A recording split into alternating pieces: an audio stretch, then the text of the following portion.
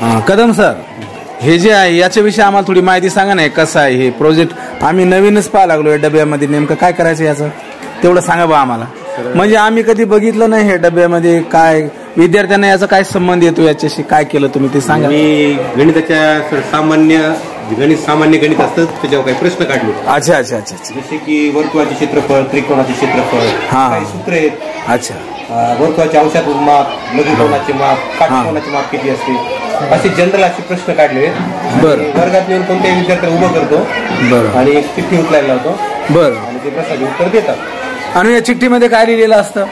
चिठ्ठीमध्ये गणिताविषयी general प्रश्न आहे. त्याच्यामध्ये फॉर उदाहरणार्थ एकदा मला दाखव करून, म्हणजे नेमकं समजा आता काढा. चिठ्ठी उचलली. उचलली. राईट. आता त्याच्यामध्ये काय निघालं? एक अपूर्णांकाची बेरीज वाचायची उदाहरण आहे. ऋण 4 ऋण 8 बरोबर रिकामी जागा.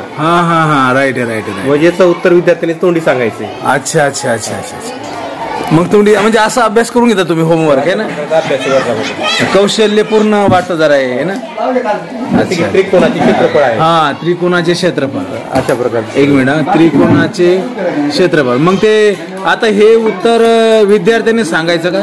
हो, विद्यार्थी बाकीचे ऐकतील. अच्छा, बाकी ते ऐकतील ना. मग अशा रीतीनं ते रिवाईज होईल बाबा उत्तर आहे ना, रिव्हिजन होईल मुलांचं.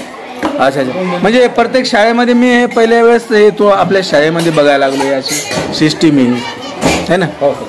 बरं ठीक आहे सर. आपल्या शाळेत क्वालिफाईड 15 विद्यार्थी पास झाले. बरं, त्याविषयीची आपण नंतर मुलाखत घेऊ सर. ठीक आहे. Thank you sir.